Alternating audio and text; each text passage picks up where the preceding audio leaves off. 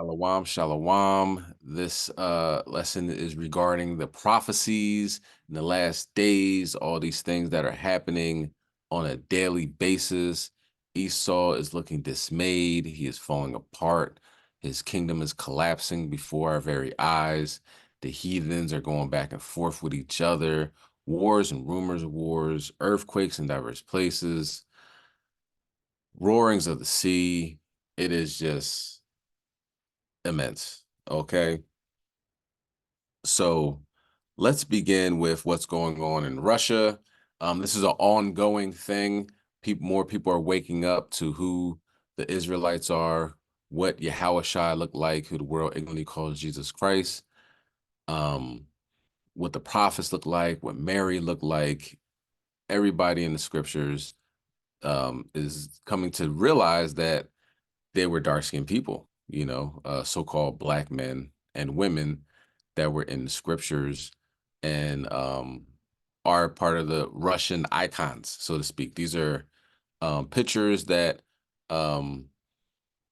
were, for the most part, untouched through whitewashing, through colonization, through the so-called Europeans, the Edomites.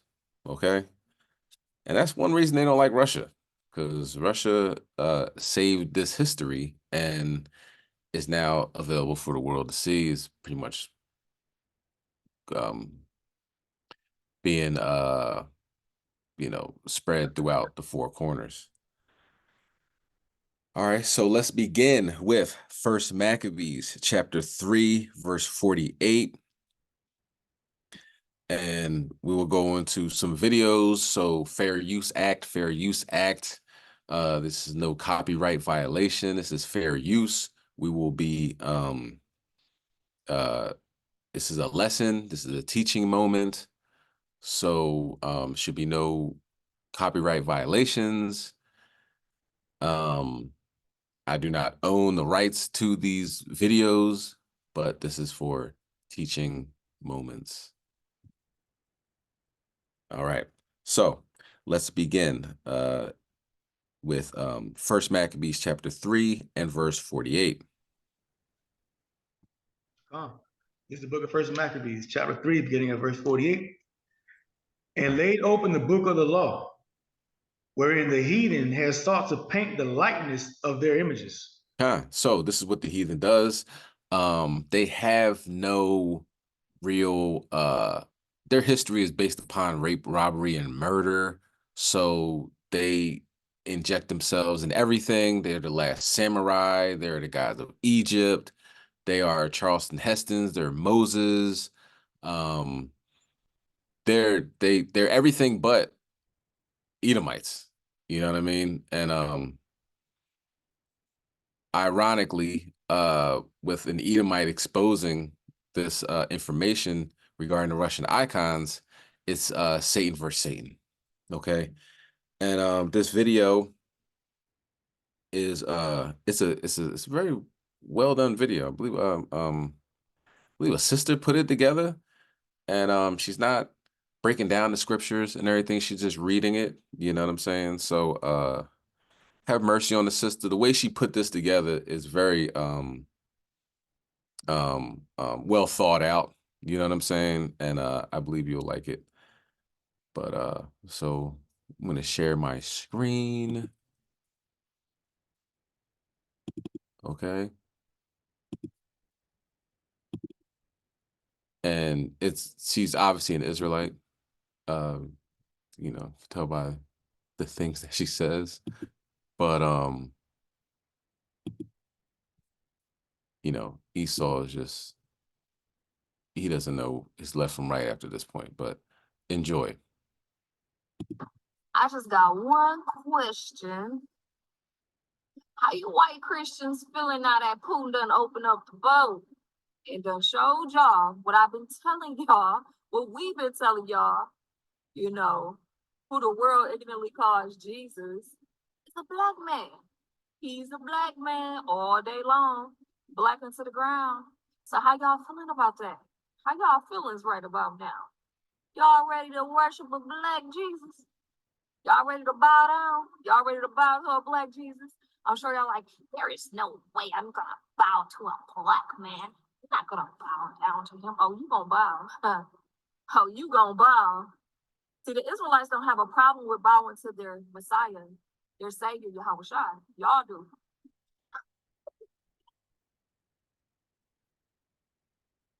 Oh no. No.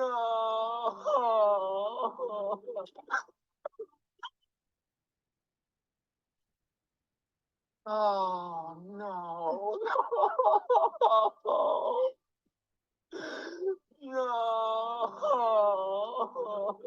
All right, so I just saw what Vladimir Putin just dropped. I'm pretty new to religion, so I've been looking at things. I always thought he was black. I really did. So I told my buddy who has been in religion his entire life, super Christian, and he was like, oh yeah, he was always kind of more black than white. And I was like, maybe he just doesn't get it. Like, if Jesus is black and David and all the other people are black, and black people have been enslaved by the white people for the last 200 years, and we've been lying to them about Jesus is black, not white. We completely lied about it and then enslaved him. Black people are going to be pretty pissed. Rightfully so. I would be fucking mad too. So, what happens next? Obviously, they're going to do some, verification process on these paintings, but I mean, who lied? Who whitened or lightened up the pictures of Jesus and spread them all over the world to spread white propaganda? Who did that? I mean, I don't know, because I'm new to religion. I mean, my guess is the Vatican. Is the Vatican do it? Like, you tell me, who spread this white propaganda? If it's not real, are black people going to be upset? I think so. Rightfully so. Job 9:24. The earth is given into the hands of the wicked. He covered the faces of the judges thereof. If not, where and who is he? Well, who runs the earth right now? Who's making rules? Who's the hand behind the scenes? It's the so-called white people, Europeans, Edomites, your forefathers. Let's double down here. This is First Maccabees 3:48. And laid open the book of the law, wherein the heathen had sought to paint the likeness of their image. Again, that points back to your forefathers. So your forefathers and their children, which would include you, are responsible for changing the image and the name of our Savior, Yahushua, which the world ignorantly calls Jesus Christ. They should have their place back. And whoever enslaved the black people should be held accountable. We want to get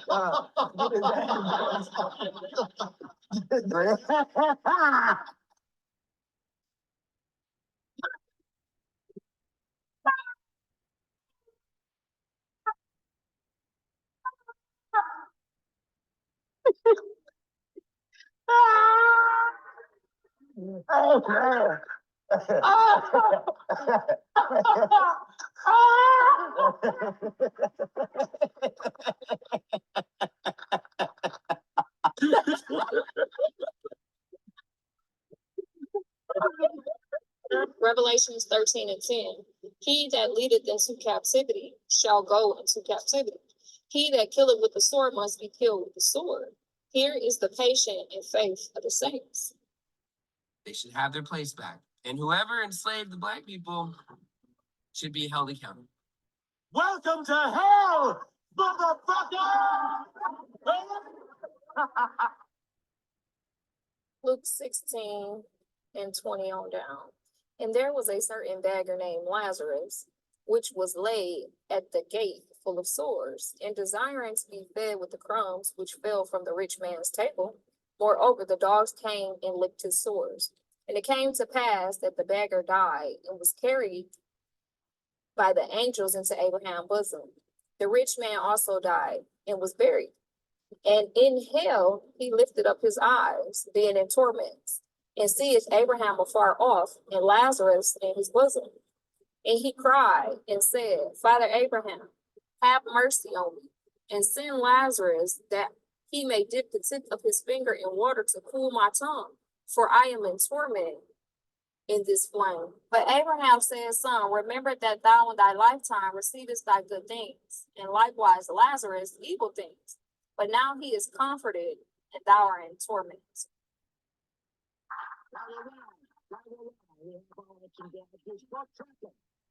This big buck cracker is very healthy, very strong, from Western Europe. I would like to start my bidding at $1,000. I'll give you $1,500 for him. Mr. Jackson, you can't keep coming up here trying to buy my product before everybody else. Really? Yes. Well, let me ask him. Now, am I being unfair to y'all? Nah, we ain't say nothing like that. Wrap him up. Not so fast. I'll give you 1,600 for him. Seems we have ourselves an auction here. 1850. 1,900. 3,000. Ooh-wee. My cracker worth 3,000. 3,000 going once. Mr. Wayne. Going once. 3,000 going twice. This cracker sold to the Jackson plantation. Wrap him up. That's my cracker. Liar, liar, pants on fire. This year has been so crazy so far. It's just getting started. April 8th is coming up. That's the next thing. What's gonna happen then? What is gonna happen then? Oh, shoot. Something good. It's when we get our powers, from what I've heard. We might get our powers. We'll be able to manifest things whenever we want. We won't need money anymore. We'll see. Hey guys, yeah, RDC TV here. We know it's the 21st and we see you guys with your capes. We're trying to see if you would explain how you're going to use your powers for good. Explain? But what we can do is press these powers on your head top. Hey, show me what you can do real fast. Show. Hey, that's only one power he got. That's fine. Hey, show. Maybe you up next. Show. Hey, and we call that nigga Funk Black. Yes, we got hero names. What you think mine is? There's something right with it. Hold on. Let him come back. Stop playing with us. So now that we got these powers, we want to enact a few changes for y'all. The first thing is how y'all did us in the 17 and 1800s. That's how we gonna do y'all. Wait, what do you mean? What you mean? What do you mean? I said what y'all did to us in the 1700s and 1800s. That's what we gonna do to y'all. So if y'all did good to us, y'all ain't got to worry about it. Are you referring to slavery? Hey, nigga, you said that. Hey, you said that. You said that. That's all we said. Hey, in them $600 stimulus checks, y'all gonna live off that shit. Y'all live exactly like that. Exactly. Everything that y'all made us do, you do it. Cause how you gonna stop us? Not saying we're gonna do nothing. But how you gonna stop? Zechariah 12:8. In that day shall the Lord defend the inhabitants of Jerusalem, and he that is feeble among them at that day shall be as David. In the house of David shall be as God, as the angels of the Lord before them. Colossians 3:25. But he that doeth wrong shall receive the wrong in which he hath done, and there is no respect of persons. There are these major stellar events. All right. Oh, praises. Okay. So, she broke down a few verses, but for the most part, let's read the scriptures, you know what I mean? And you could see the how it's tying into what Esau was saying, what Esau was thinking. Esau, thou sayest. Esau was saying that, hey man, somebody should pay for this. Yes, Esau. Somebody should pay for this, and somebody will pay for this. So let's go to Jeremiah 16, verse 19. He's learning, you know what I'm saying? So this is a beautiful thing, and we are going to keep it going in the right direction. All praise to the Most High. All right, let's bring that out. Jeremiah 16, verse 19, Baba Shaw. This is the book of Jeremiah, chapter 16, verse 19. O Lord, my strength and my fortress, and my refuge in the day of affliction. The Gentiles shall come unto thee from the ends of the earth, and shall say, surely our fathers have inherited lives, vanity, and things wherein there is no profit. And they inherited lies. Do you know what I'm saying? That just, niggas and spics and wetbacks, and these people are just ultra violent and oversexed and evil. Our skin color is a result of our wickedness. And they inherit the lies. They really believe that. You know what I'm saying? So now when they see pictures of Yahweh and the angels and the prophets, it's deeply disturbing. It's deeply troubling. You can see the look on their faces. Trust me, it doesn't have to be on Fox News or CNN for them to get this information. They got TikTok. They have Instagram. They have YouTube. You know what I'm saying? This stuff is just popping up on their explore pages. I'm like, Jesus is black. Let me check this out. And then they start digging deeper and deeper, and they become more and more depressed. And they're sitting there with a bottle of some type of Tennessee whiskey, and they're just going to town, man. And it's not helping. You know what I mean? The Prozac is not helping. The pills are not helping. Esau is falling apart. This is spiritually, he's being drained of all his might and energy. You know what I'm saying? The Most High is now revealing things on a global scale, and there's nothing Esau can do about it.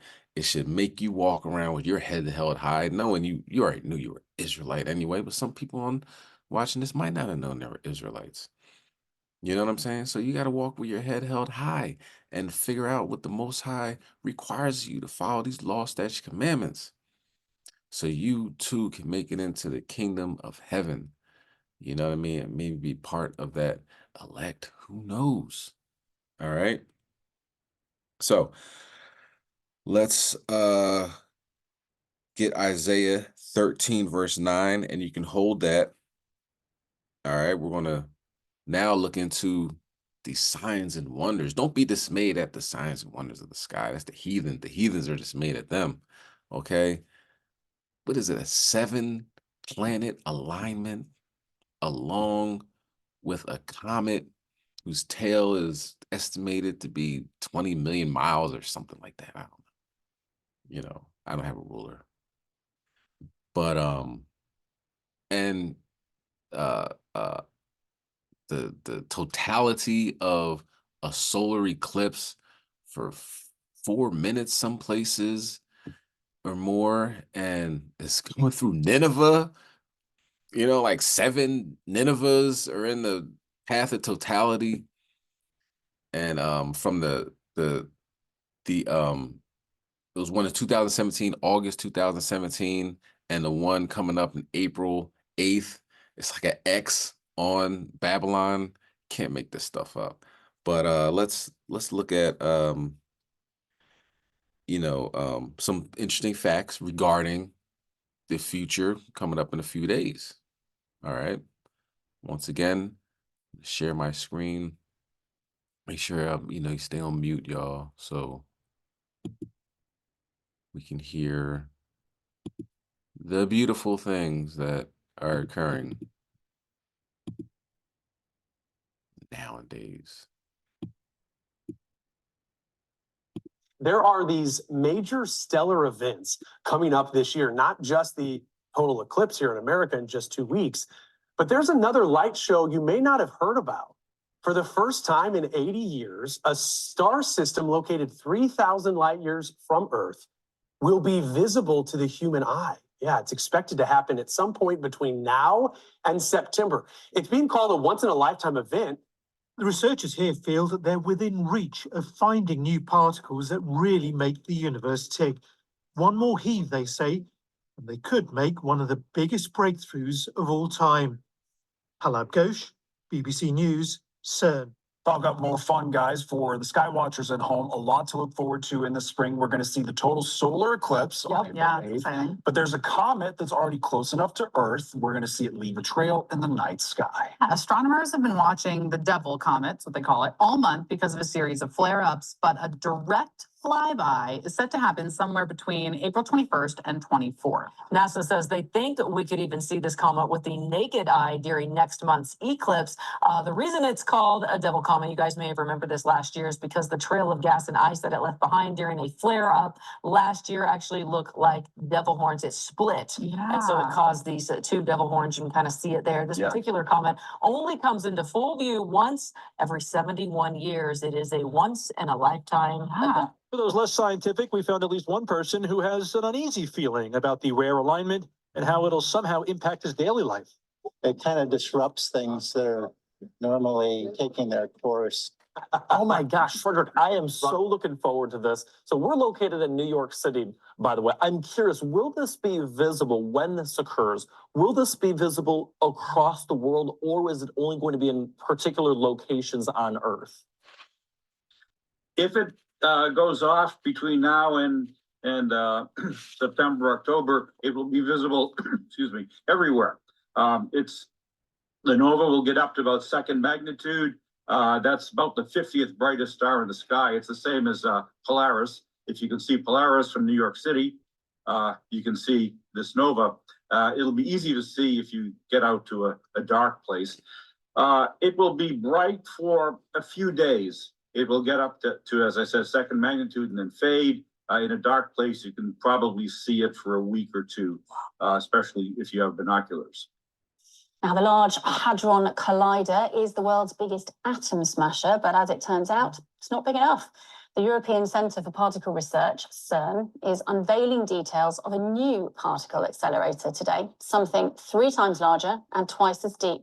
There are so many outstanding questions in fundamental physics today, and in our knowledge of the universe, its structure and its evolution, for which we have no answer. And so we need more powerful instruments to be able to addressing those questions.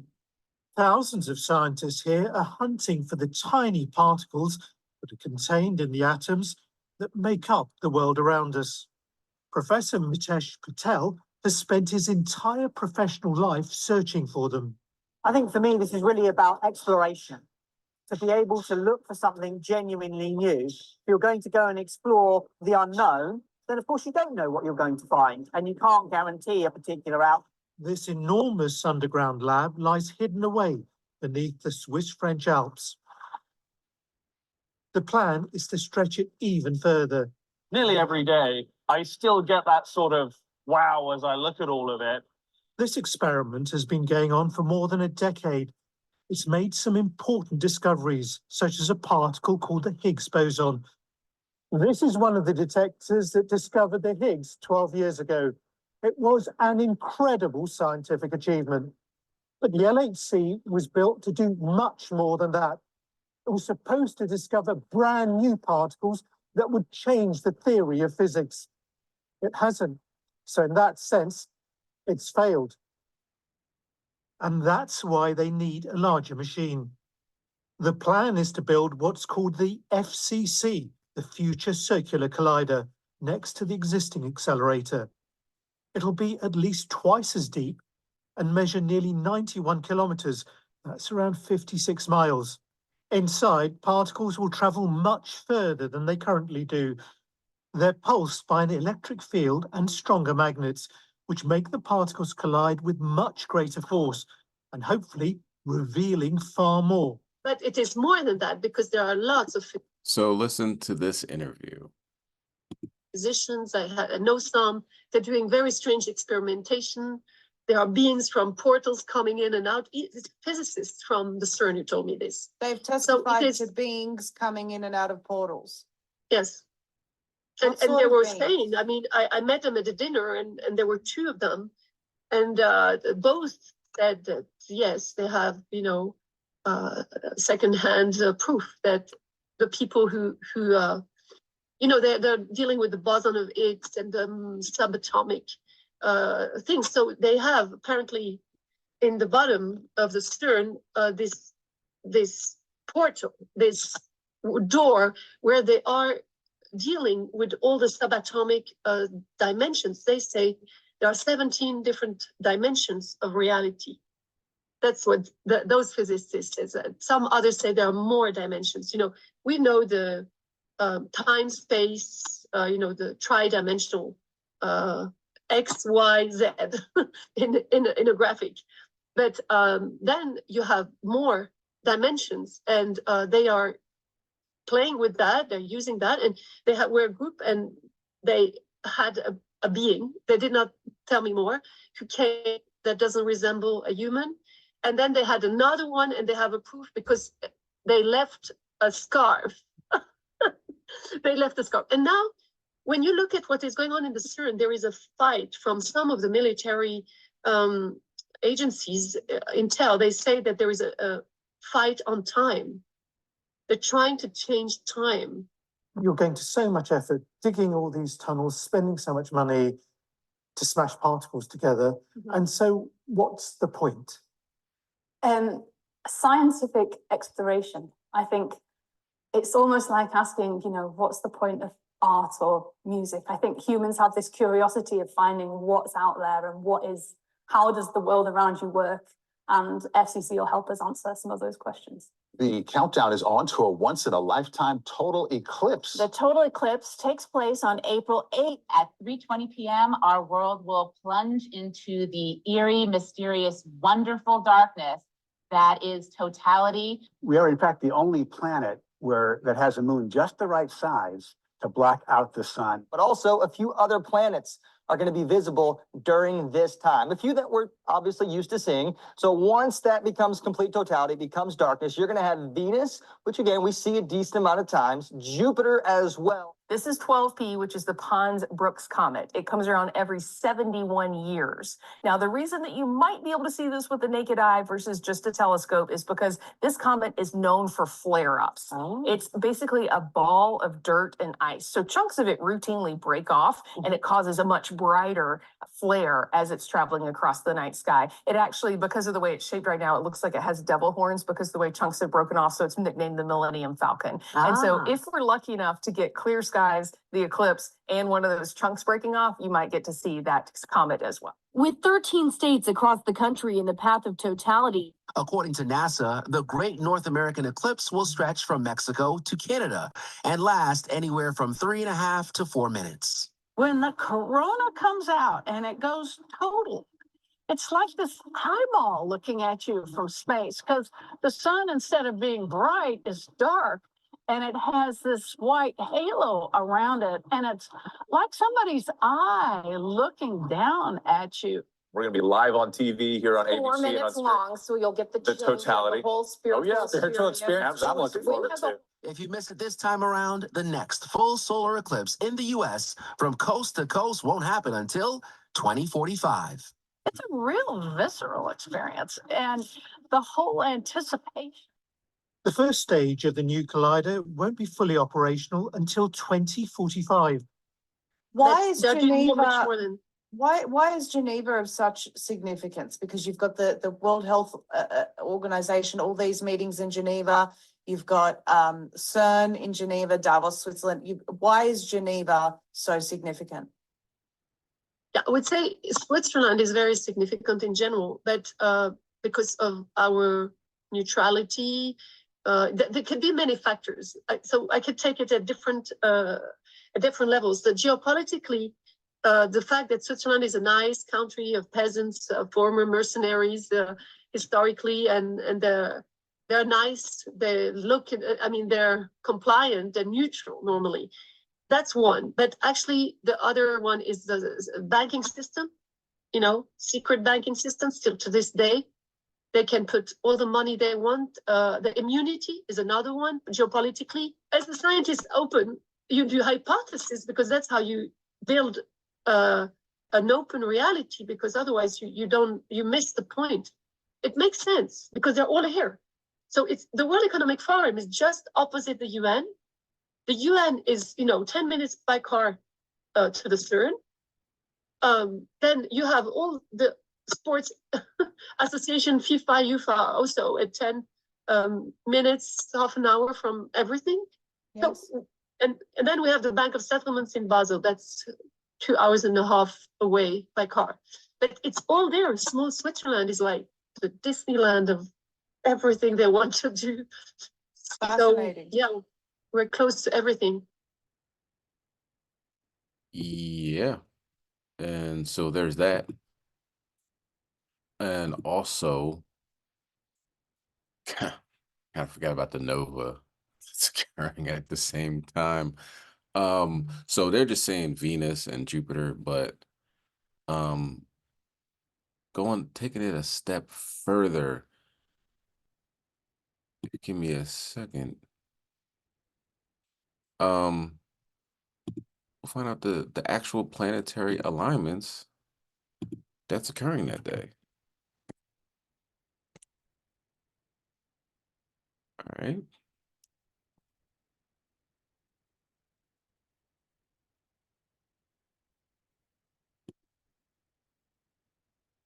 Find a reliable source.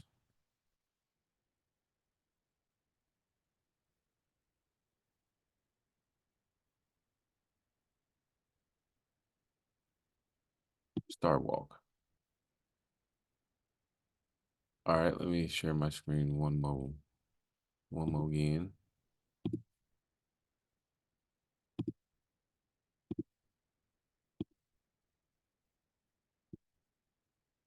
All right, so let's go further down. Talks about what a planetary alignment is. April 4th, 2024, which will be tomorrow. The next planetary alignment takes place on April 4th, 2024. It'll feature 4 planets: Venus, Neptune, Saturn, and Mars. All right, the planets will align in the morning star. Venus, Saturn, and Mars will be visible to the naked eye, but you will need a telescope or high-powered binoculars to see Neptune.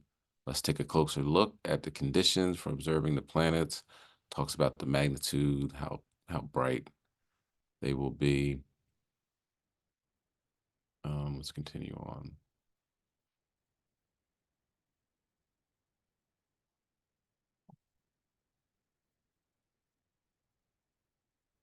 I believe it just... Okay, there we are.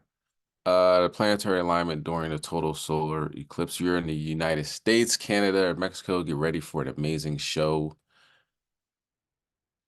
Sky show on April 8th, 2024. On that day, there will be a total solar eclipse. This is a big deal in itself, but there's more. When it gets dark during the day, you'll also see all the planets align in the sky. Mars, Saturn, Neptune, Venus, Mercury, Jupiter, and Uranus will all be lined up.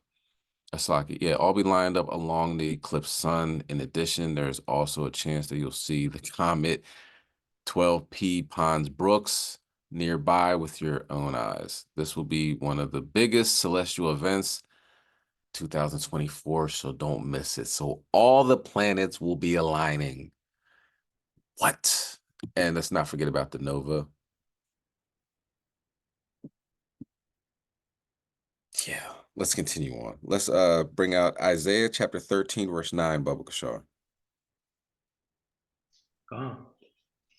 This is the book of Isaiah chapter 13, verse 9. Behold, the day of the Lord cometh, cruel both with wrath and fierce anger, to lay the land desolate, and he shall destroy the sinners thereof of it. So that will be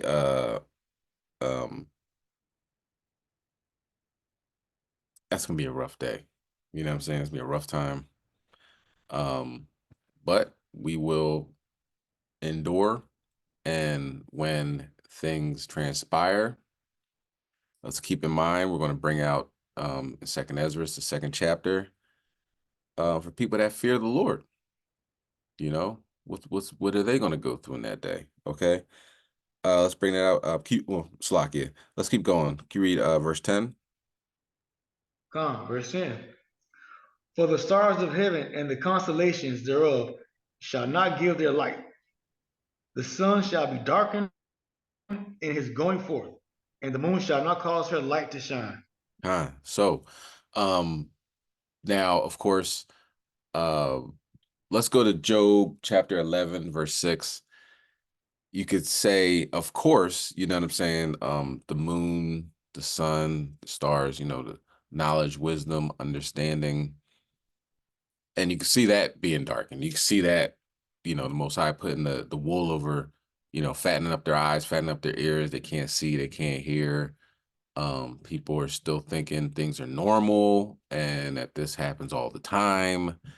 So absolutely. But in a literal sense, it seems that, you know, um, these eclipses, and of course with the moon, it's perfect size to the sun.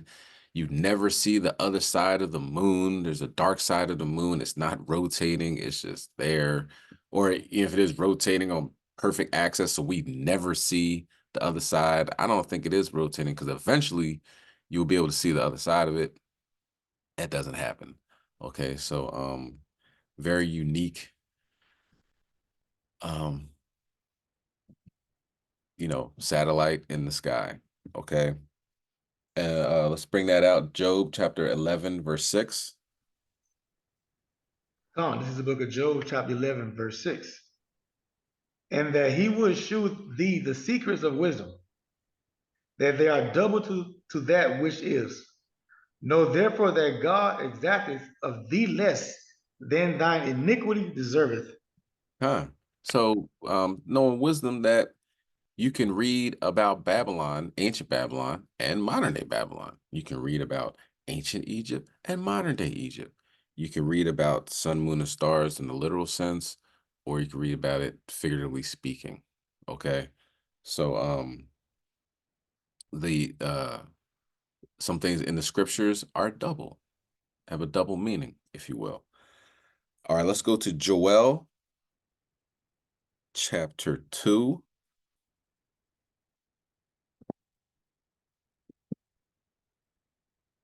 And verse 30. Public show. Come on, this is the book of Joel, chapter 2, verse 30.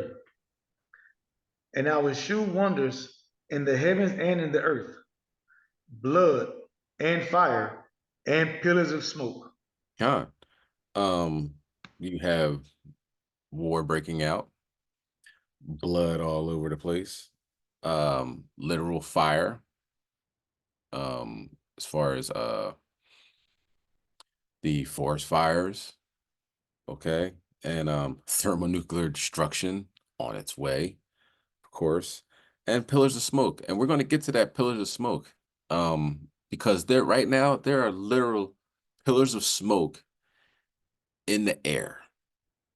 Now I'm gonna show you what I mean by that. You know what I mean? Of course, volcanic eruptions, so forth and so on, bombs going off, seeing the pillars of smoke, the fire. But there's literally pillars of smoke being shot out in the air. So we're gonna get to that. Can you read verse 31? Joel chapter 2, verse 31. Time. The sun shall be turned to darkness, and the moon into blood, before the great and the terrible day of the Lord come. So now we're having a solar eclipse. A few weeks ago, we had a lunar eclipse. Can't make this stuff up. So now let's go to the pillars of smoke that we see. It's very odd.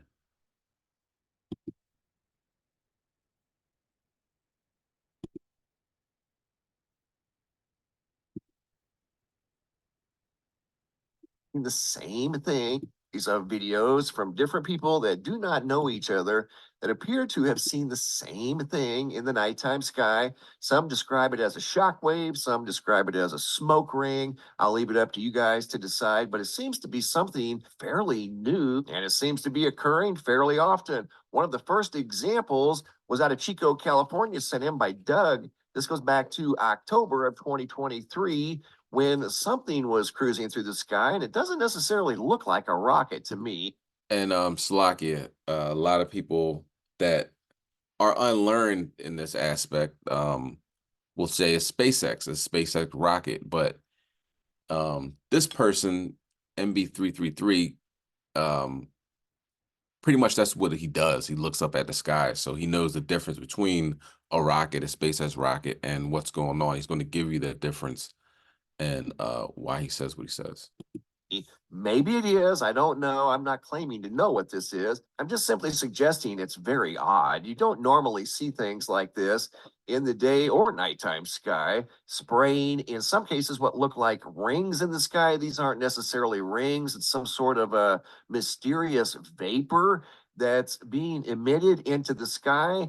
And I understand about fuel dumps and things like that associated with rockets, but repeatedly, one after another, above Chico, California seemed a little bit excessive. And this doesn't really look or behave like a rocket. And here's another example right here of that green vapor. I suppose it could be some sort of a fuel dump from a rocket. It just seems like a lot, that's all. And then this thing just kind of disappears into the nighttime sky. Not necessarily, once again, behaving like a rocket. I want to share with you guys now the multiple videos of what people are describing as a smoke ring, a shock wave. This video here has narration by Fox Body Speed, who pulled over along the side of the road.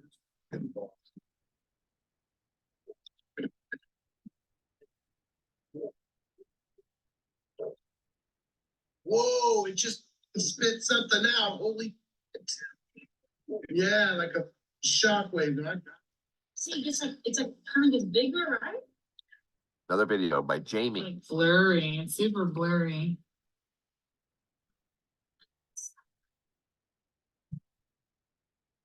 Jellyfish. Okay, I've never seen anything like this. That was weird.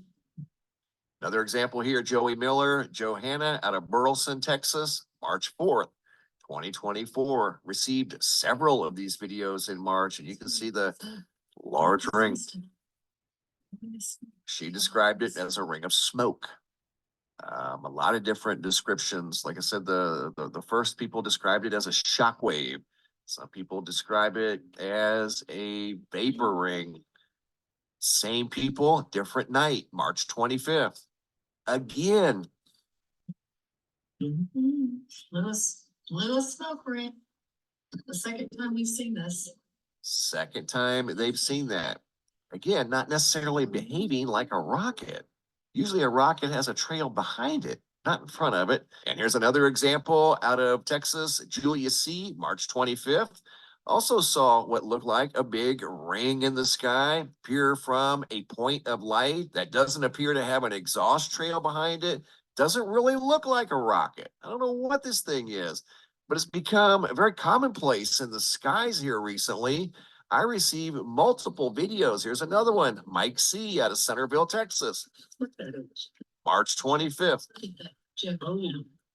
I got that. What is that? I don't know.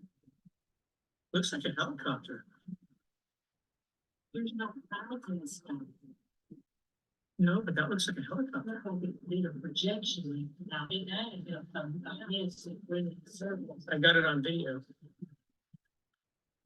They were describing it as a mist, a projection, shaped like a helicopter propeller. Here's another example.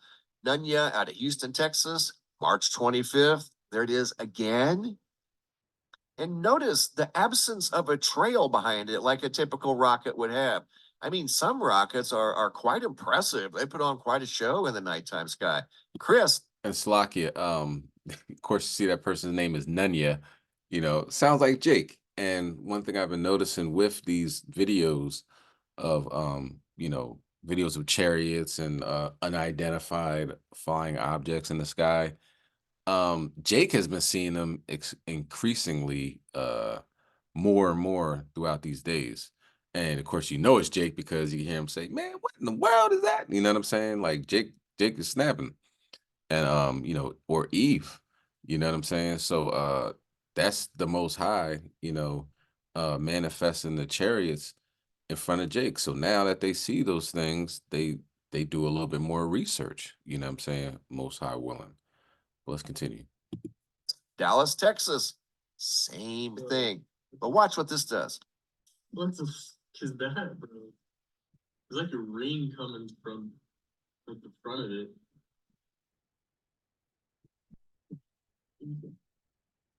This one here appears to change direction.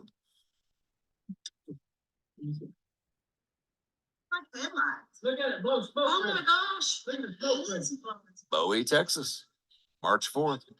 Oh my gosh, he's blind. Look at that. They're not on radar. That was a smoke ring. Look at the big smoke ring in front of us. I mean, people are very taken back by this, and most all of us by now, because they happen on such a regular basis, have seen a rocket launch at one point or another. This just doesn't look like a typical rocket. Not quite sure what's going on, but whatever it is, it's going on frequently, especially here in the last couple of months. And a bonus video for those of you that may have missed this incredible view of a vortex, a towering vortex spotted by Mimi out of Irmo, South Carolina. This thing extends probably 2 miles up into the sky, at least as far as she could see. And something else that was interesting about this thing, it remained in the same location for the better part of 2, 3, maybe even 4 minutes.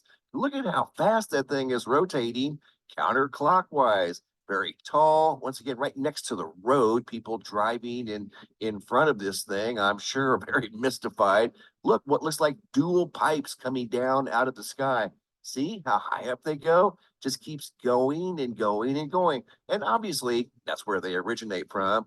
But you don't normally have this kind of a view. You can see clearly what look like two separate feeder pipes that are creating this vortex that made contact with the ground. And then here in just a couple of seconds, you're going to see this thing lift off. It's going to retract backwards up into the sky. Watch this. It stayed in the same location for an extended period of time, didn't move across the ground like most of them do. Then it goes up, and it's still rotating. As it's going up, up and away, back up into the sky. How about that? That is rare. Definitely not something you see every day. Thanks for the photos and videos, guys. All right. So now, pillars of smoke. Of course, you know, you first hear pillar, you're obviously thinking that, you know, something stationary on the ground. And even at the end, the Most High says, yeah, I could do that as well. It's no problem. But of course, also pillar means clouds. So clouds of smoke all over Texas. And what happened with Texas? We were just talking about that. It had bird flu. Somebody, a person got bird flu in Texas from a cow. So a cow now has bird flu. Are they going to switch up the name? Are they still going to be called bird flu, or is it now anybody can get it at this point, right? So see all those pillars of smoke in Texas, and then you see what's happening in Texas now, looking at the dates and looking what just occurred a couple of days ago, starting to realize something's going on. All right, let's go to 2nd Ezra, chapter 16 and verse 12. There's a lot of shaking going on. Taiwan had a lot of shaking going on. 7.7 magnitude earthquake. The U.S. Geological Survey said it was a 7.4, and I think they upgraded to a 7.5, something to that nature. But Japan, who felt that earthquake and that was right there, with Taiwan and shaking going on in both countries. They measured as a 7.7, and as you know, 7 is completion. What happened in Taiwan? It broke down their infrastructure. There's buildings collapsing. There have been multiple aftershocks of 6.0, 5 point, a lot of 5 point and up, 4.0s. So multiple aftershocks happening. So it's just not the initial 7.7. It's death by 1,000 cuts. You know what I mean? Like, oh, that building almost collapsed. And then after like the 4th or 5th aftershock, that thing's gone. You know what I'm saying? The reason why America wants Taiwan so much and China's like, it's a red line, you're not going to have it, is because they develop chips. And a lot of these chips go in cars, I believe cell phones, just you could put them in anything, you know, these chips that they make in Taiwan. But now the chip making equipment got damaged during the 7.7 magnitude earthquake. Isn't that awful? Are they still going to fight for Taiwan? Because now if the chip equipment is not working, what you gonna do? But all praise to the Most High. You know what I'm saying? He is definitely manifesting prophecy in these last days. So let's bring that out. 2nd Ezra, chapter 16, verse 12, Baba Kashar. Come. This is the book of 2nd Ezra, chapter 16, verse 12. The earth quaketh, and the foundations thereof. The sea rises up with waves from the deep, and the waves of it are troubled, and the fishes thereof also, before the Lord, and before the glory of his power. So there was a tsunami warning as well in Taiwan. Now that the tsunami hit, I haven't heard about that. You know what I mean? There's definitely islands where if a tsunami did hit, you know, if there's no media coverage on there, then, you know, it just goes unreported. But looking at the footage, looking at the waves going back and forth in the rivers over there in Taiwan, Okinawa, I believe that's where Mr. Miyagi was stationed. If my Karate Kid knowledge is sound, they had their beaches receding. You know what I mean? So when you're on the beach and you start to see that water receding, it's time to get off that beach. You know what I'm saying? I'm not sure how the animals reacted, but normally if you start to see the birds flying somewhere else and the dogs all running somewhere, you got to follow them. You know what I'm saying? So that's what happened in Okinawa, Japan. And yeah, let's check that out. Let's check out the footage of what occurred in Taiwan. Dozens people dead and injured.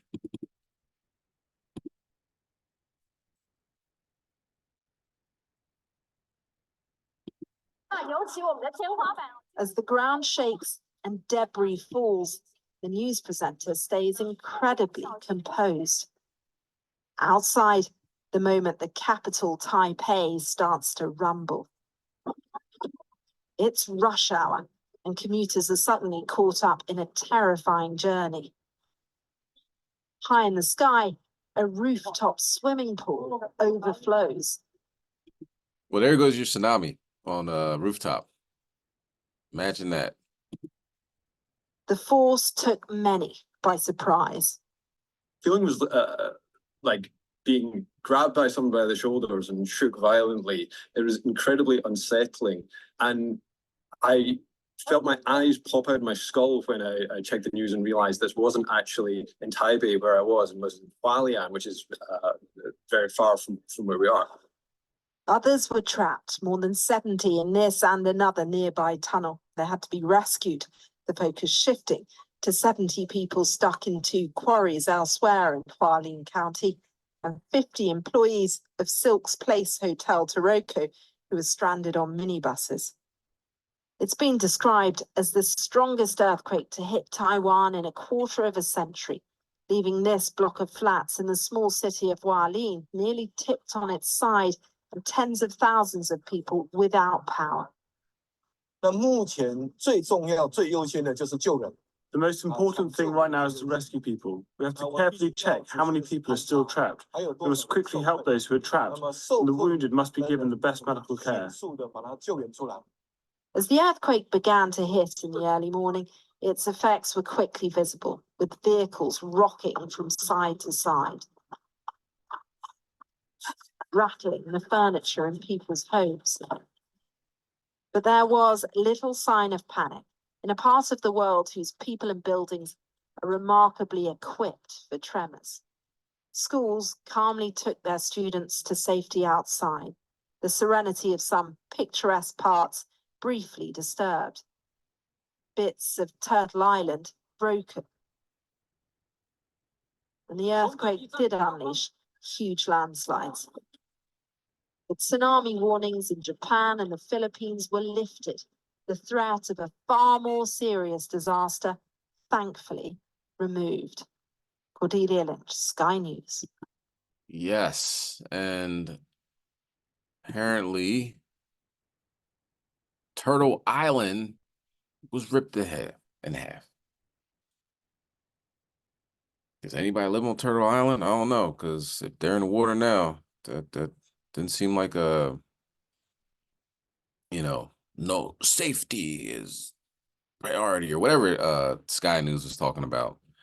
Fair use act, whatever Sky News is talking about, trying to minimize the 7.7 magnitude earthquake.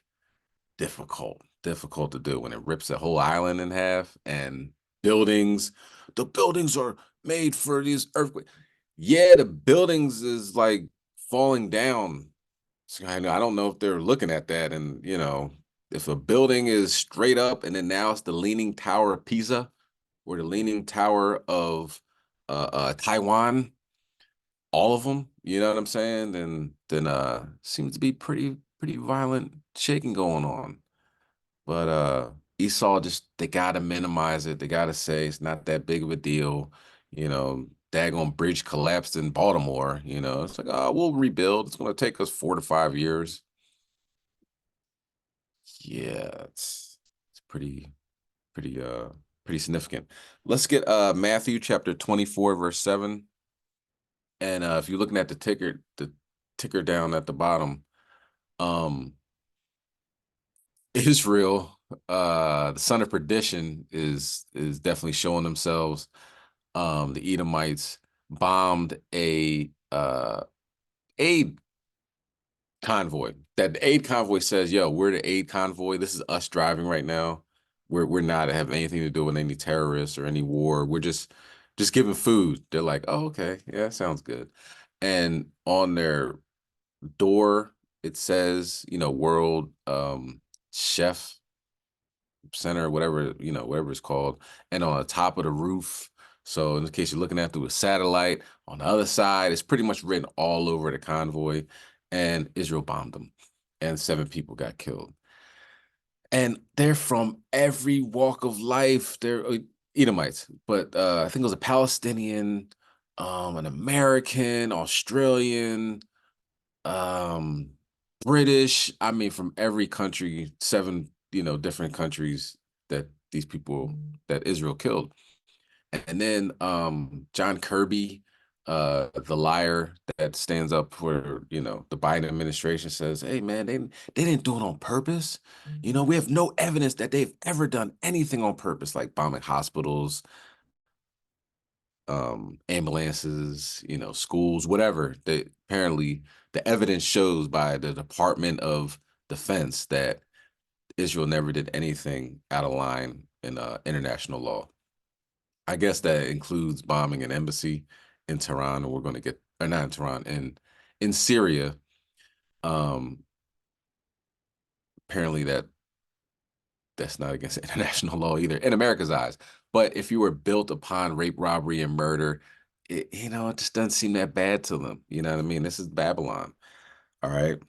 Let's bring that out. Matthew chapter 24, verse 7. Baba Kishar. This is the book of Matthew, chapter 24, verse 7. For nation shall rise against nation, and kingdom against kingdom, and there shall be famines and pestilences and earthquakes in diverse places. So earthquakes in diverse places. You also had earthquakes in Chile, 5.1, I believe, and a 5.0. Seems like they're doing Slovakia, not Chile, Peru.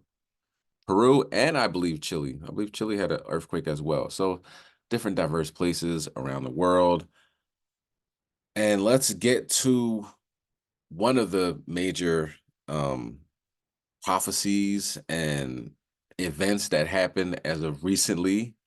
We just brought it out regarding Iran.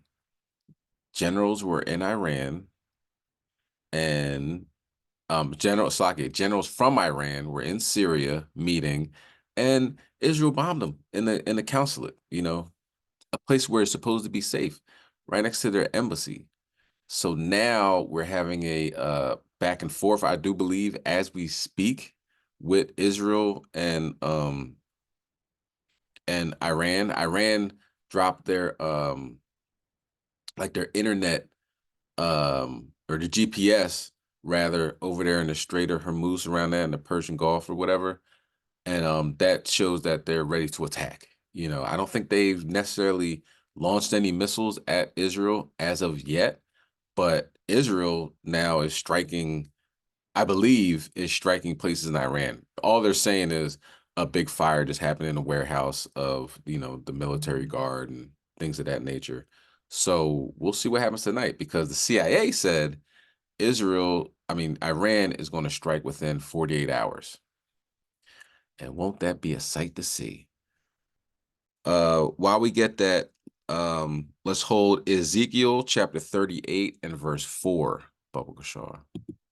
And we'll check out this next video.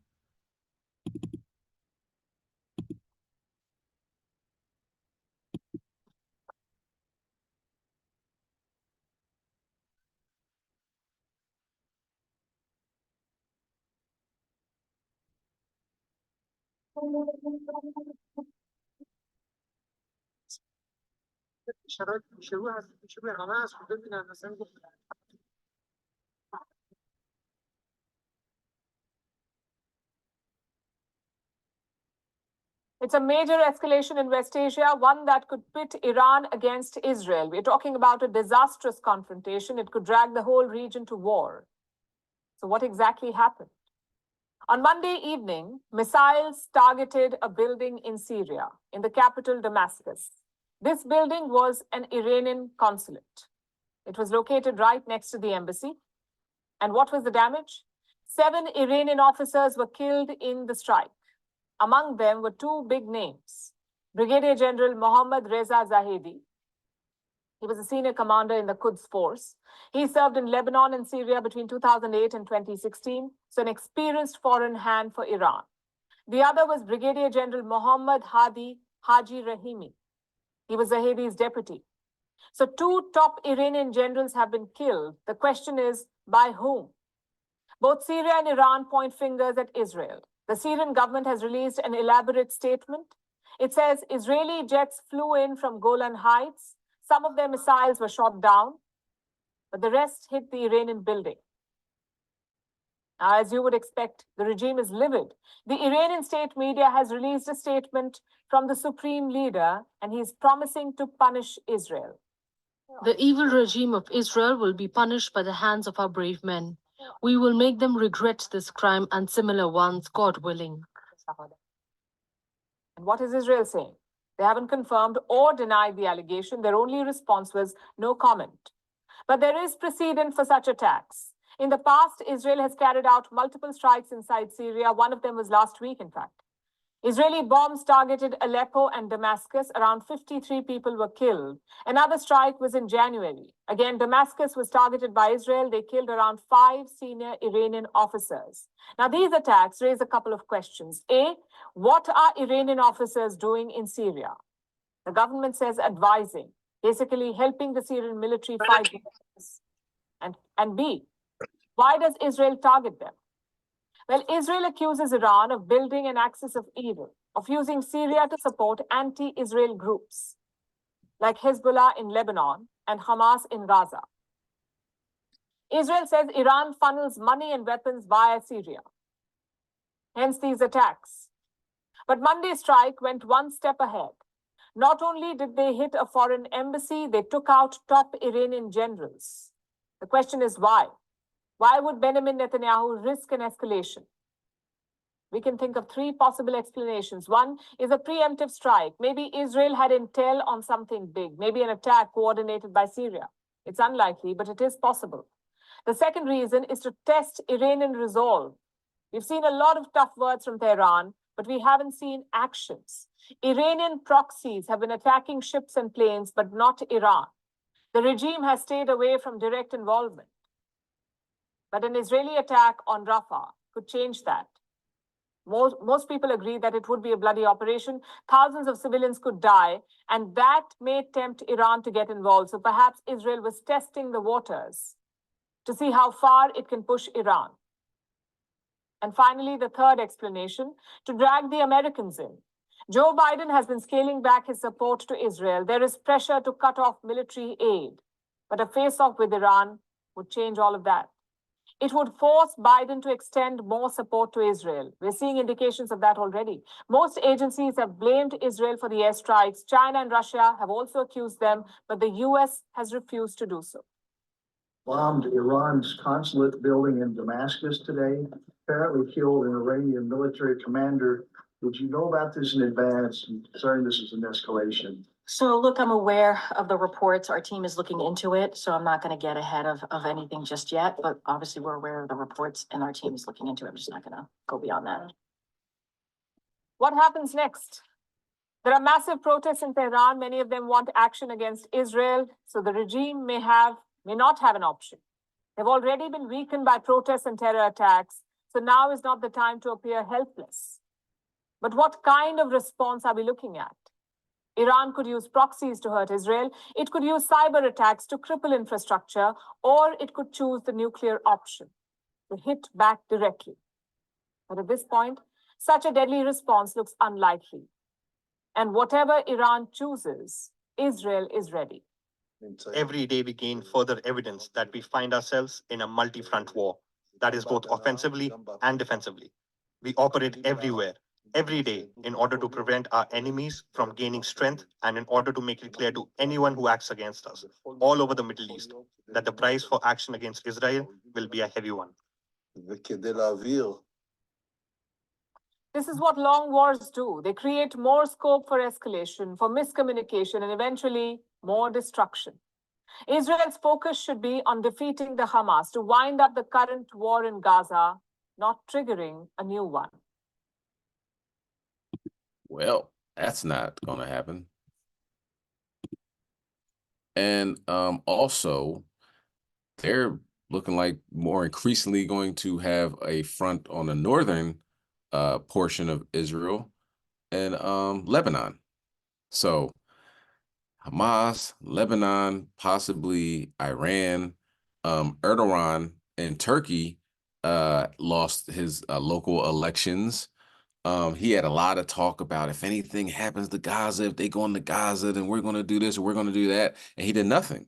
So his population, which is, you know, a large majority of Muslims, were like, you got to go.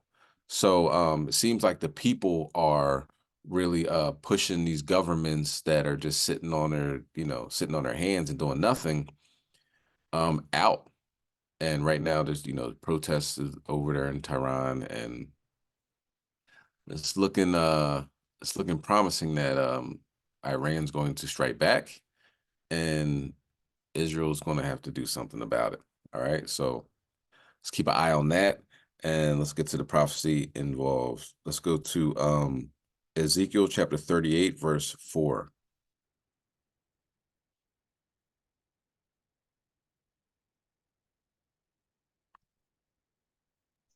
Come on, this is the book of Ezekiel, chapter 38, verse 4. And I will turn thee back and put hooks into thy jaws, and I will bring thee forth, and all thine army, horses and horsemen, all of them clothed with all sorts of armor, even a great company with bucklers and shields, all of them handling swords. So this is talking about Magog, right? And a lot of people misinterpret Magog, knowing that's a son of Japhet, Slakia, and saying that, well, see, that's what that's what the Edomites are. These white people are really from Japhet, and but that was their land, just like this was the land of Gad. You know what I mean? The Gadites and Reubenites that were here. But of course, here comes this virus, the Edomites come taking over. So it's the same thing that happened over there in Russia and in the Eastern Europe, Slovakia. Go ahead, read verse 5.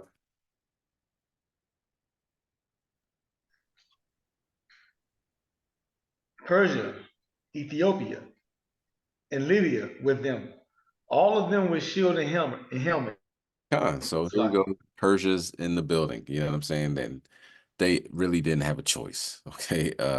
Israel, I mean, if they can allow 2 of their generals to get blown to smithereens along with 5 officers and do nothing, then that makes them weak on a global scale, and especially regionally in the Middle East.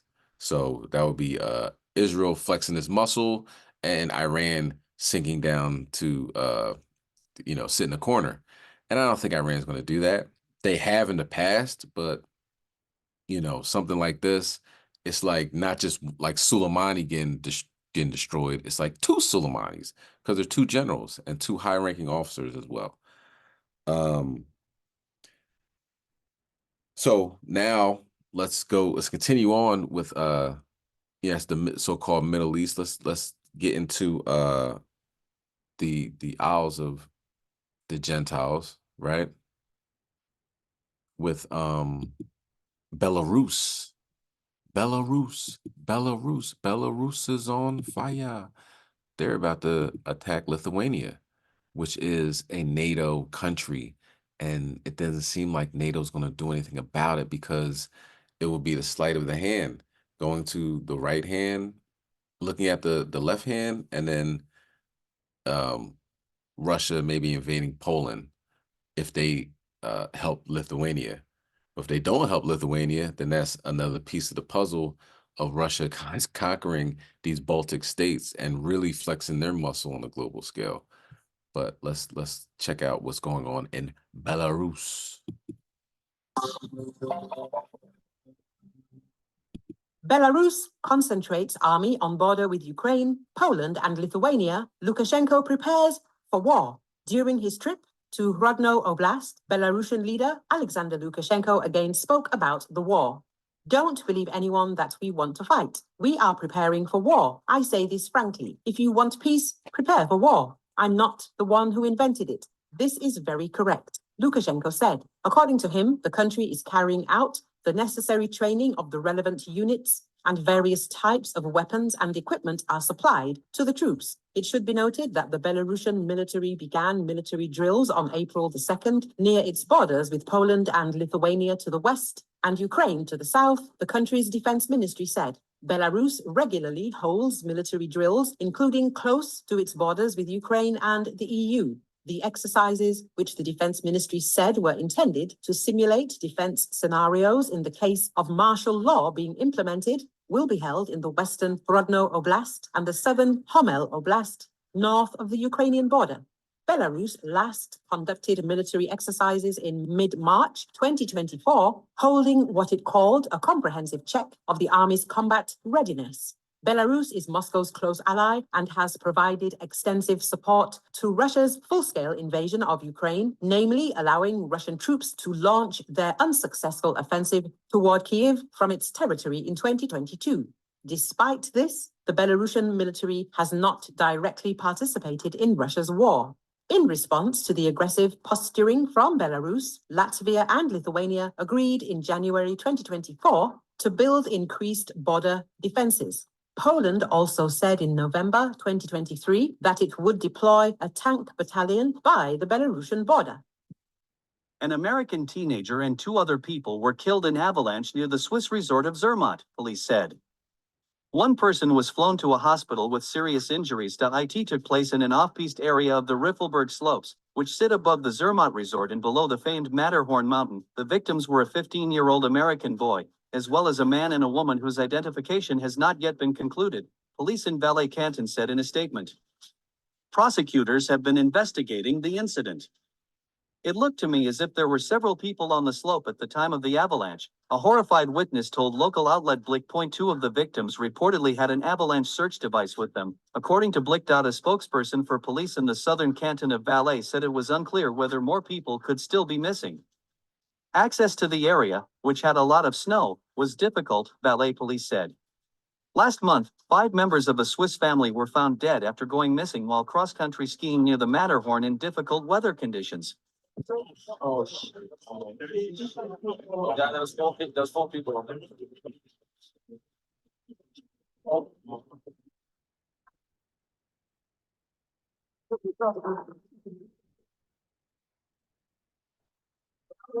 Oh, shit. Yeah, there's 4 people on there. Oh, no, that side's wrong.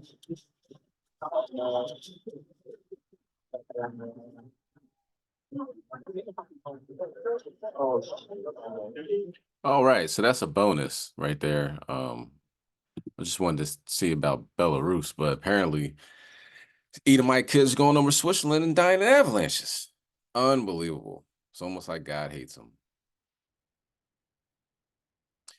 All right, so let's go to Isaiah chapter 17, verse 1.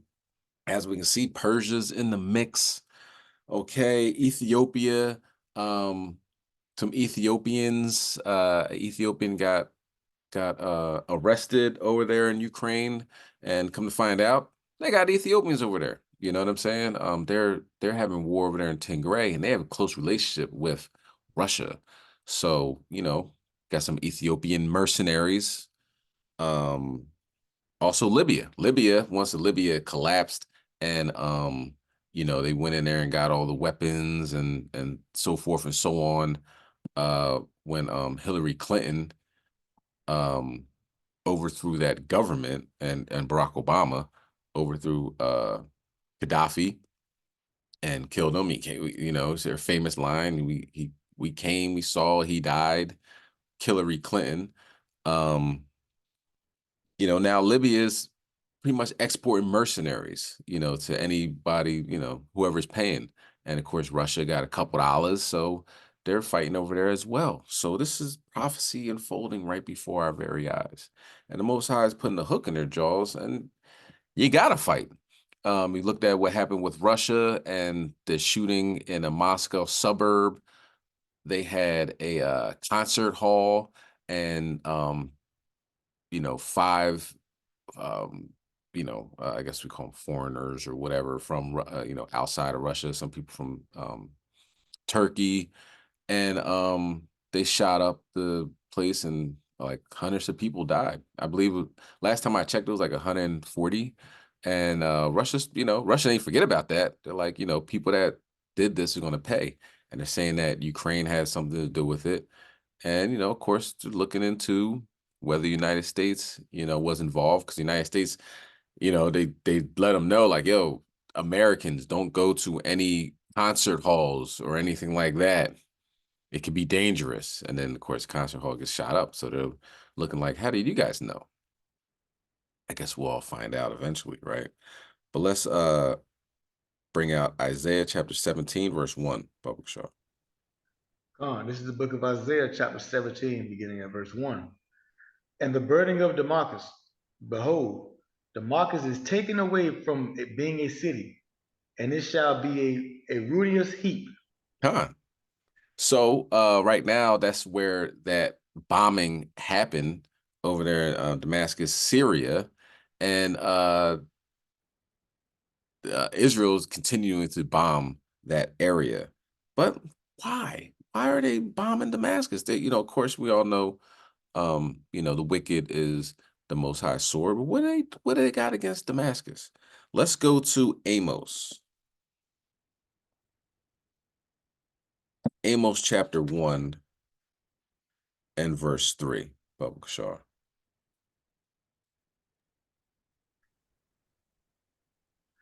This is the book of Amos, chapter 1, verse 3. Thus says the Lord, for 3 transgressions of Damascus, and for 4, I will not turn away the punishment thereof, because they have threatened Gilded with threshing instruments of iron. So we're going to get that. We're going to get that account in Kings. But go ahead. But I will send a fire into the house of Hazael, which shall devour the palaces of Ben-Hadad. Go ahead.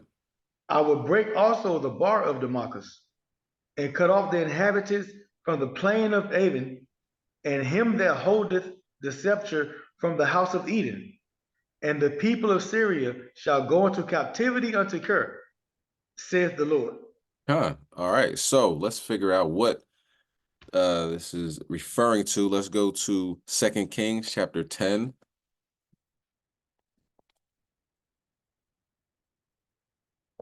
Because they messed up. They messed up a while ago. And the Most High doesn't forget. That's the thing. You know what I mean? They touched the apple of his eye. They're going to have to pay for it. Oh, that was a long time ago. To who? 1 day is 1,000 years, and 1,000 years is 1 day. So it wasn't that long ago to the Most High. All right, let's bring that out. 2 Kings chapter 10 and verse 30.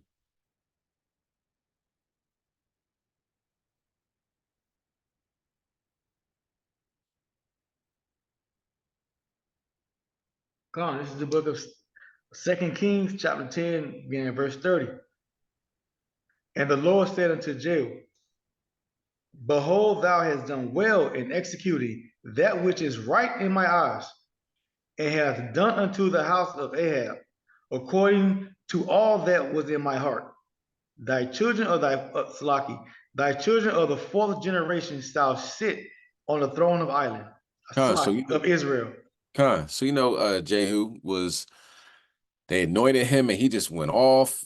I mean, not going off, like he did the Most High's bidding. Like he said, he did all that was according to his heart. He went on a killing spree. You know what I'm saying?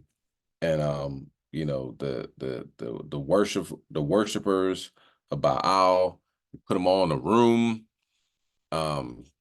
set them up, got them murked, and he did what the Most High commanded him to do, but then started going off. I'll give you verse 31.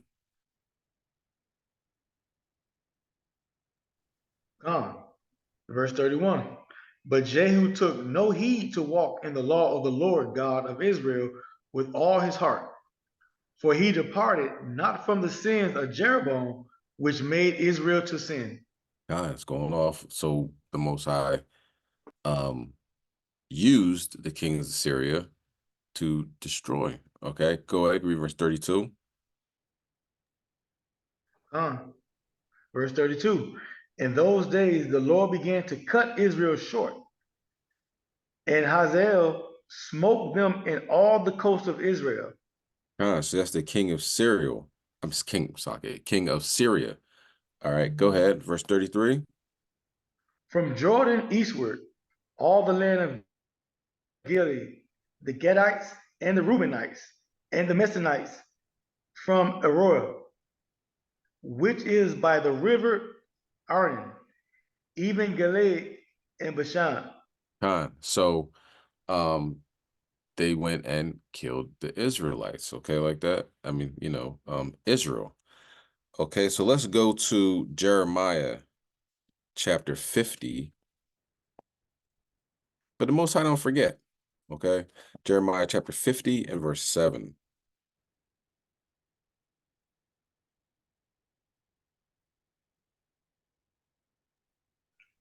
This is the book of Jeremiah chapter 50 and verse 7.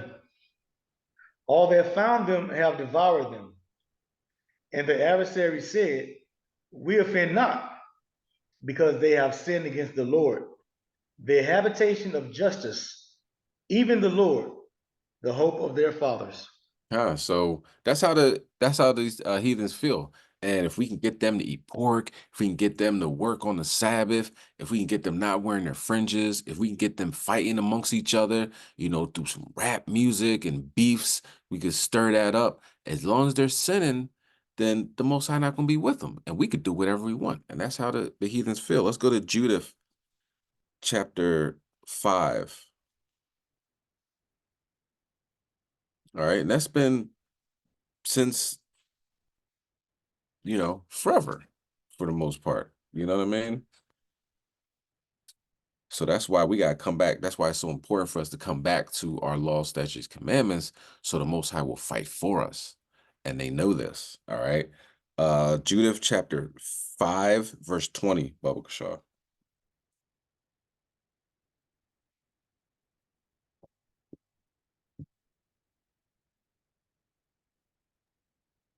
This is the book of Judith, chapter 5, and verse 20.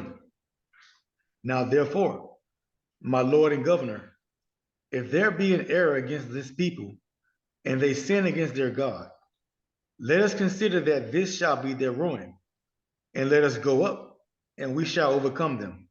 So that's what they believe. You know what I'm saying? Because if we're sinning against the Most High God and He's not protecting us, then they can take over, enslave us, and they have in the past, and that's what's happening right now. But we're coming back to the law, statutes, commandments, and we're seeing there's a shift.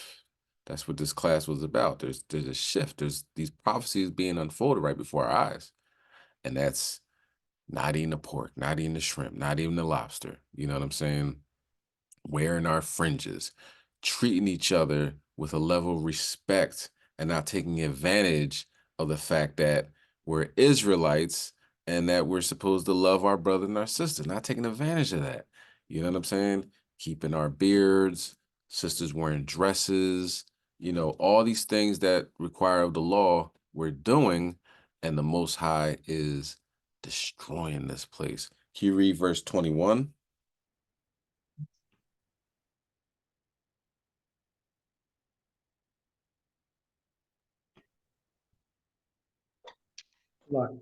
Verse 21. The earth is moved at the noise of their fall. At the cry, the noise thereof was heard in the Red Sea. Oh no, Salakia. Judith chapter 5, verse 21. Oh, slack. I went to a different book. Slack. Hold on.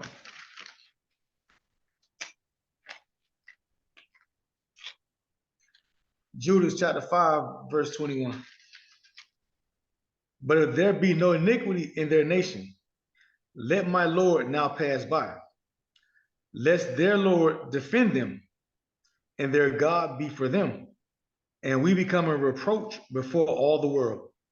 Because you're not going to beat our God. So let's keep this going, y'all. Let's keep this going. Following these laws, statutes, commandments is crucial. And we continue to watch these prophecies, watch this kingdom collapse, watch the whole world in disarray and confusion.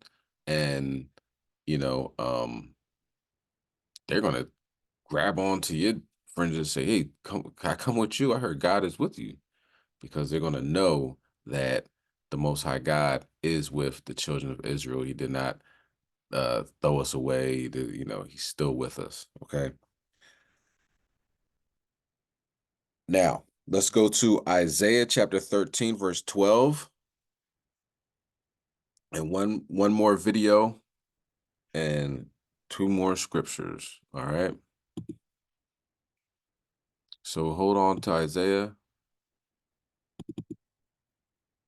Watch this quick video regarding gold. Let's go to Comsec. Quick check of the markets now. Tom Petrovsky, good morning. How are we shaping up today? Pete, good morning. We're going to kick off in negative territory to the tune of about 0.5%. So that reflects a tone where we generally saw stocks slip overnight, and that was a response to interest rate markets moving higher. There's an important reason for that move higher where interest rates are concerned. The last couple of days, we have seen activity levels in the United States through the most recent economic figures, manufacturing activity in particular, are higher than expected. So that outlook for rate cuts as far as the remainder of the year is concerned has been reined in a little bit. So markets now are pricing in the prospect of 2 rather than 3 rate cuts over the course of the medium term. And that's what's been antagonising stocks. We've got the US indices down in the order of about 1% as we speak right now, give or take. So that'll translate to a lower open for the local share market. But we have seen commodity prices push higher, Pete, for an important reason. Those geopolitical tensions, be they in the Middle East or in the Ukraine-Russia conflict, has pushed oil prices to their highest levels in November. So we've got them up by about 2%. So energy stocks doing well in the Northern Hemisphere, and gold has hit a record high overnight. So up by about 1% to around 22.77 US and out. So stocks related to those two commodities should do well. The Aussie dollar, 65.1 US cents. Thank you, Tom. Thank you, Tom. Okay, so everything's down and gold is up overnight.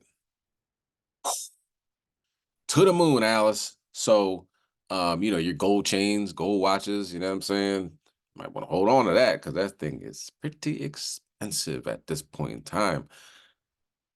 But something more precious than gold. Let's read Isaiah chapter 13, verse 12, Baba Kishar.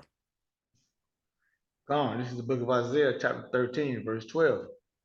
I will make a man more precious than fine gold, even a man than the golden wedge of Ophir. So that is the most precious gold on the planet. The golden wedge of Ophir is that's the clear gold. You know what I'm saying? It's gonna be clear gold in the kingdom, right? But this is the gold that has been refined. It is the precious most, because all gold is not, everything isn't the same. You know what I'm saying? This is more precious, but a man will be more precious than that gold, than that refined gold, gone through the affliction, taken out the impurities.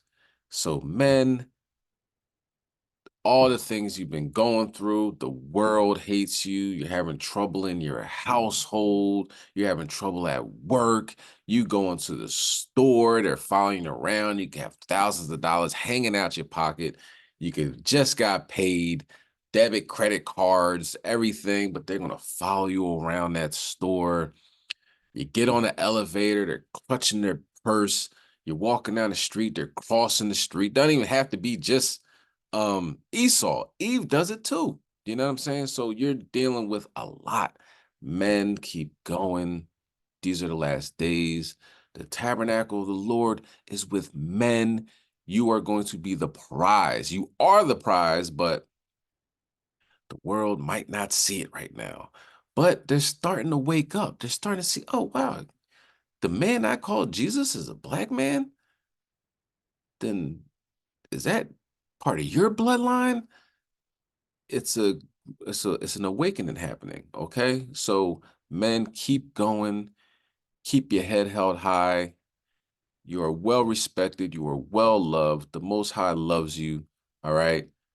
The world might not, but the world's going to get the bigger picture very soon. And as you can see through these prophecies and these videos and the things that were brought out tonight, is that time is short. Keep going. Don't stop. Stay in the law, statutes, commandments. Stay reading the scriptures, okay? This is not a time to slow down. This is a time to revive yourself and keep going. We're in Passover season. As far as the comet and the eclipse and the nova and all these signs in the sky and, perplex the nations, we're almost home. All right, let's go to Isaiah chapter 62 and verse 6. We're going to end with this. All right, our 400 years is up. All right. Let's bring that up. Isaiah chapter 62, verse 6. This is the book of Isaiah, chapter 62, and verse 6. I have set watchmen upon the walls. Slaki, I have set watchmen upon thy walls, O Jerusalem, which shall never hold thy peace day nor night.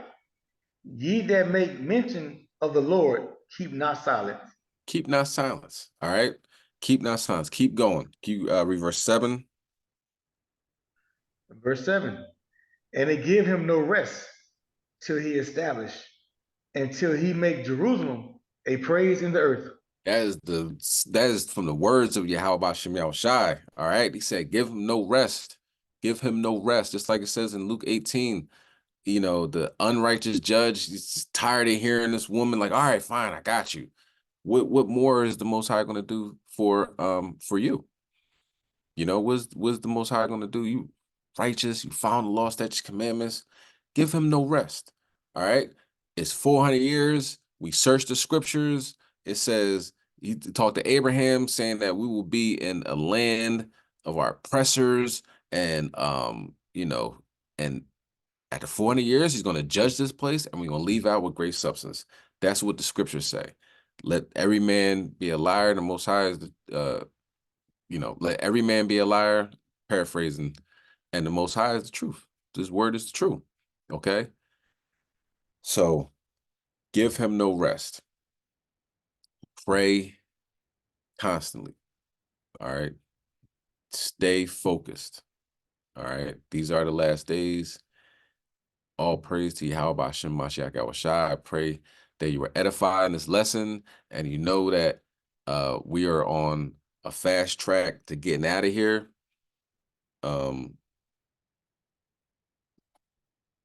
One more. Let me get 2nd Ezra chapter 2, verse 27. All right. I know we're, you know, hesitant. I don't know, man. What's it going to be like? You know, the light's going to go out. It's going to be an EMP attack.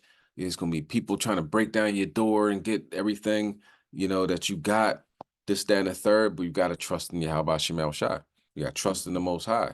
It might get bad before it might get worse before it gets better, but it's going to get better. Okay, but let's get that. 2nd Ezra chapter 2, verse 27. God, this is the book of 2nd Ezra, chapter 2 and verse 27. Be not weary, for when the day of the trouble and heaviness cometh, others shall weep and be sorrowful, but thou shalt be merry and have abundance. This is scripture. You know what I'm saying? So, you know, everybody ain't the same. Everybody ain't gonna get that, you know, weeping and gnashing of teeth, man. You know what I'm saying? It says, while others is crying, while others is heavy, while others is depressed and being sorrowful, you should be merry and have abundance. Okay, can you read verse 28? Verse 28. The heathen shall envy thee, but they shall be able to do nothing against thee, says the Lord. They can't do it. They're not gonna be able to touch you. You know what I'm saying? Not gonna be able to touch you. That's what the scripture is talking about. Can we read the next verse? Verse 29. My hands shall cover thee, so that thy children shall not see hell. That's all you need. You got the protection of Yahweh Shem Shai. That's all you need. Case closed. Drop the mic. Kwom Yashala, we got next. Stay focused. Shalom.